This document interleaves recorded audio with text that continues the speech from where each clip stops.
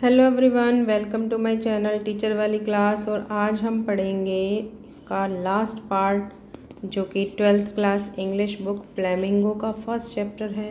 इसके already 2 part यानी कि 2 क्लास हम कर चुके हैं और फाइनली आज हम इसको एंड करने वाले हैं। आई होप हमने यहाँ तक पढ़ लिया है। यस, और आज हम यहाँ से स्टार्ट करने जा रहे हैं। After the grammar, we had a lesson in writing. That day, M. Hamel had new copies for us written in a beautiful round hand. जब मिस्टर हैमल ने बच्चों को जब लास्ट डे पर जो अपना भी पढ़ा रहे थे उसके बाद वाला सीन यहाँ पर है कि ग्रामर लेसन जब पढ़ा दिया था, पार्टिसिपल्स वाला जो चैप्टर था, उसके बाद उन्होंने फिर रिटन वर्क कराया, राइटिंग वर्क दिया बच्चों को।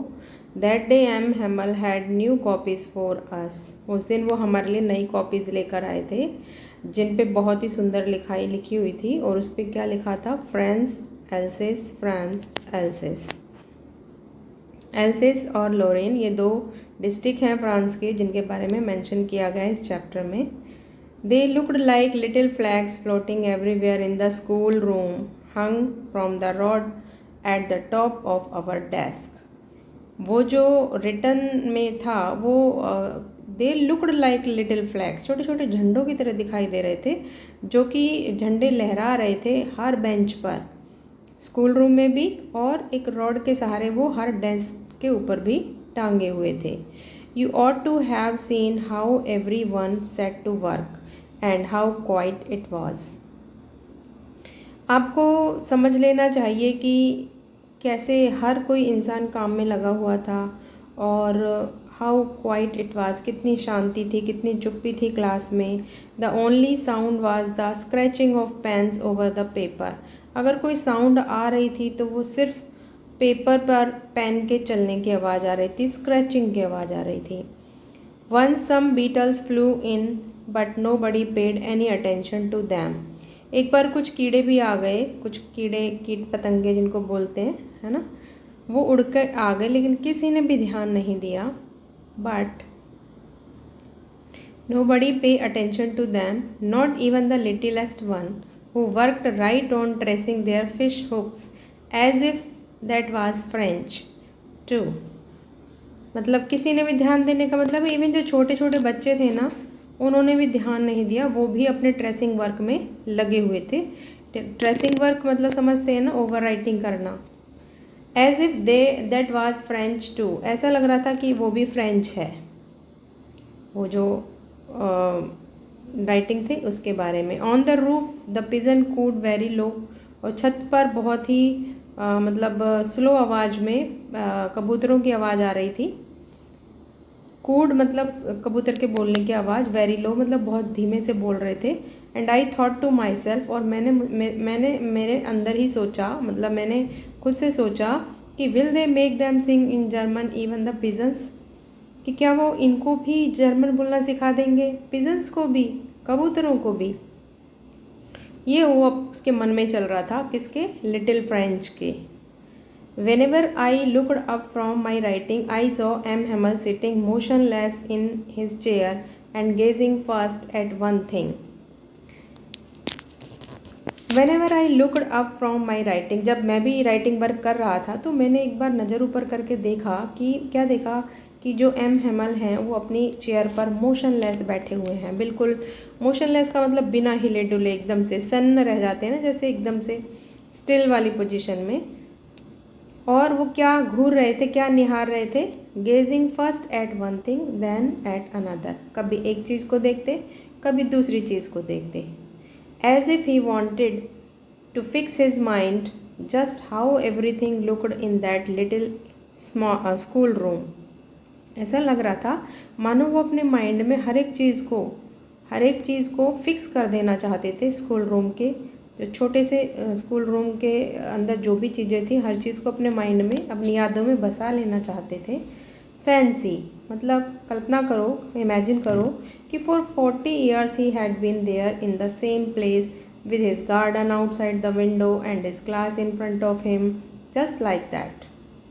कि ऐसे इमेजिन कर रहा था कि पिछले 40 सालों से यहाँ पर सेम प्लेस पर, सेम जगह पर है, सेम स्कूल में है, और ये उसका जो विंडो से दिखाई देने वाला गार्डन है वहाँ पर, एंड उसका जो एक सामने क्लास है वो जस्ट लाइक दैट। मतलब ये सारी चीज़ें उसके माइंड में इमेजिनेशन चल रही थी कि 40 ईयर्स से ये सारी चीज़ों को रेगुलरली वो देखता आ रहा है, ऑब्जर्व करता हुआ आ रहा है। Only the desk and benches had been worn smooth. केवल फ़र्क कुछ पड़ा है तो वो इतना पड़ा है कि जो बेंचेज और डेस्क्स हैं ना, वो डेली यूज़ कर करके वो चिकनी हो गई हैं, स्मूथ हो गई हैं।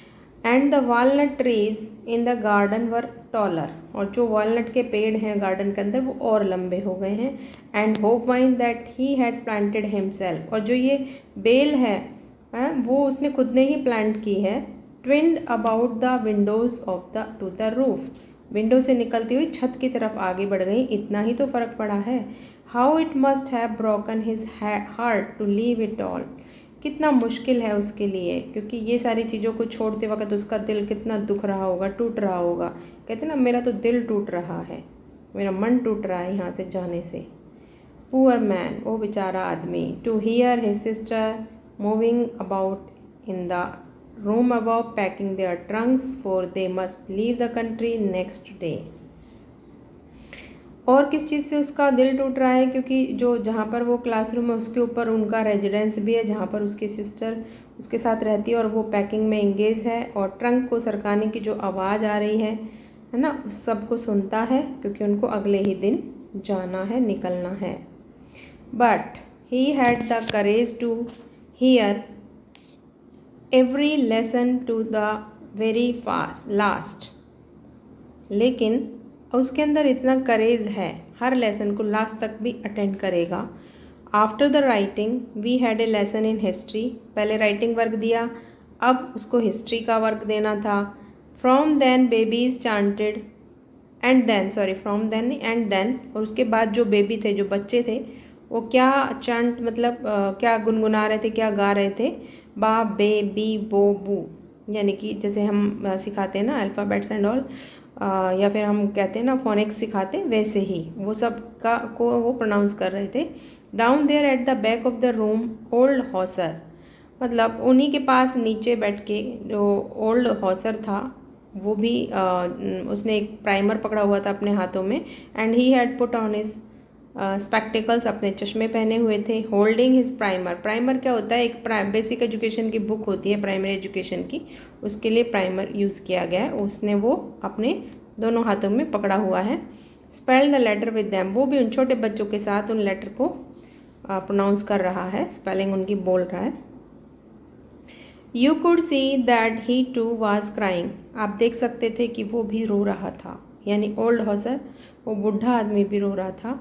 His voice trembled with emotion, उसकी जो आवाज़ थी वो काँप रही थी, भावनाओं में बह रहा था। And it was so funny to hear him that we all wanted to laugh and cry, उसको सुनना इतना ज़्यादा फ़नी लग रहा था कि वो बच्चों के साथ कैसे चांटिंग कर रहा था, उसको सुनना बड़ा ही मतलब फ़नी लग रहा था कि मन कर रहा था कि हंसें, है ना, टू लाफ एंड क्राई, और हंसते हंसते रो जाएं इस तरह से।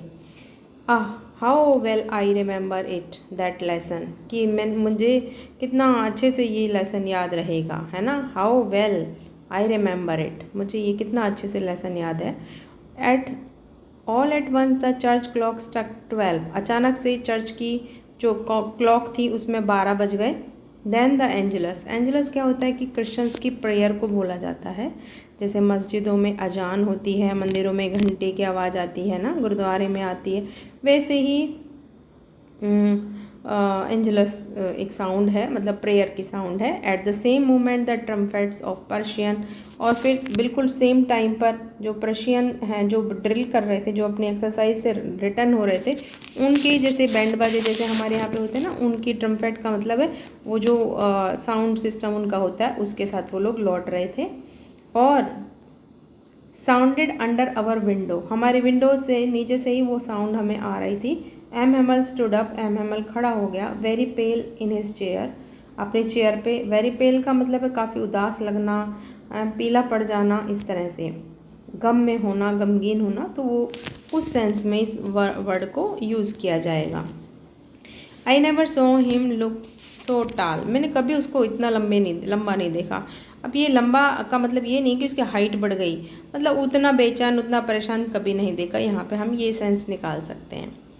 माई फ्रेंड्स सेड ही आई, मतलब जो एमएमएल है वो अपने बच्चों को और जो ओल्ड पीपल या फिर जो विलेजर्स बैठे हुए थे उन सबको एड्रेस करके बोलते माई फ्रेंड्स आई, और उसके बाद फिर बोलना बंद कर देते। समथिंग चॉक्ड हिम, ऐसा लग रहा था कि कुछ चीज़ उसके गले में अटकी हुई है। He could not go on, और वो आगे नहीं बढ़ पा रहा था। Then he turn to blackboard, फिर वो ब्लैक बोर्ड की तरफ आगे मुड़ा and took a piece of chalk, एक चौक का टुकड़ा उठाया and bearing on with all his might he wrote as large as he could.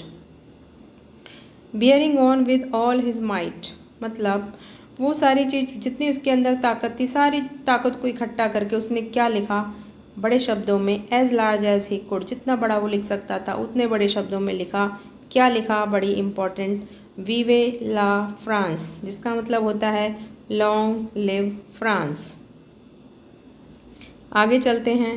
Then he stopped and leaned his head against the wall, फिर वो चुप हो गया और अपने सिर को दीवार के सहारे झुका दिया। And without a word he made a gesture to us with his hand, और बिना एक शब्द बोले उसने इशारा कर दिया अपने हाथ से, school is dismissed you may go now, कि अब स्कूल ख़त्म हो चुका है, तुम लोग अपने घर जा सकते हो।